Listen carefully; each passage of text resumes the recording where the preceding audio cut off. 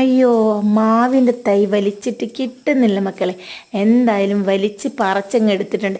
ഇപ്പം നമ്മൾ വീട് നിൽക്കുന്ന ഭാഗത്തായിരുന്നു കേട്ടോ ആ മാവും തൈ ഉണ്ടായിരുന്നത്. 2-3 വർഷം മുന്നേ അമ്മ നാട്ടിൽ നിന്ന് കൊണ്ടുവന്നതായിരുന്നു മാങ്ങ. ആ മാങ്ങ ഞങ്ങൾ മുളപ്പിച്ചെടുത്തതാണ് കേട്ടോ.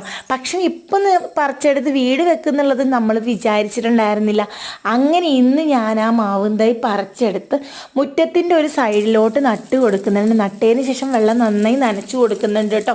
ഇനി പിടിച്ചു കിട്ടിയാൽ മതിയായിരുന്നു, അതാ ഒരു പ്രാർത്ഥന. വീടിൻ്റെ മുറ്റം കുറച്ച് വലുതായതുകൊണ്ട് തന്നെ നമ്മൾ ആദ്യം തന്നെ വിചാരിച്ചിട്ടുണ്ടായിരുന്നു കുറച്ച് പഴവർഗ്ഗങ്ങളും അതുപോലെ കുറച്ച് നല്ല ചെടികളൊക്കെ സൈഡിൽ നടാന്ന്. അങ്ങനെ കഴിഞ്ഞ ആഴ്ച പോയി വന്നപ്പോൾ കൊണ്ടുവന്നതാണ് കേട്ടോ ഈ 2 മുല്ലയുടെ തൈകൾ. മുല്ല ഒരു വീട്ടിൻ്റെ ഭംഗിയാണല്ലോ അല്ലേ. അങ്ങനെ മുല്ല ഇതാ മുറ്റത്തിൻ്റെ സെൻട്രൽ ഭാഗത്ത് തന്നെ നടാമെന്ന് കരുതുന്നുണ്ട്. അവിടെ തന്നെ നമുക്കൊരു കവുങ്ങുണ്ട് കേട്ടോ. അപ്പം ആ കവുങ്ങിലോട്ട് പടർത്തി വിടാമെന്നാണ് കരുതുന്നത്. 2-3 പ്രാവശ്യം ഇത്രയും കൊത്തിയപ്പോഴേക്കും ഞാൻ ആകെ തളർന്നു പോയിട്ടോ ഗൈസ്. ജിനുവേട്ടൻ എന്താ ഞാൻ വരണമെന്നൊക്കെ ചോദിക്കണ്ടായിരുന്നു, പക്ഷെ വേണ്ടാന്ന് പറഞ്ഞ് അതൊക്കെ നട്ട് അവിടെയൊക്കെ കുറേ മണ്ണും ചപ്പൊക്കെ ഉണ്ടായിരുന്നു. അതൊക്കെ അടിച്ചു വാരി ചെടികൾക്ക് എല്ലാവർക്കും വെള്ളമൊക്കെ നനച്ച് കൊടുത്തു കേട്ടോ. ഇനി നമ്മൾ മുല്ലയും മാവും പിടിച്ച് കിട്ടിയാൽ മതിയായിരുന്നു. അപ്പോൾ മുറ്റത്തിൻ്റെ ആ ഒരു സൈഡിലാണ് കേട്ടോ നമ്മളിതൊക്കെ നട്ടേക്കുന്നത്.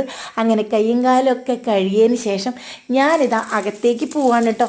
ഇനി അടുത്ത വീഡിയോ വേണ്ടി വരാം. ടാറ്റാ.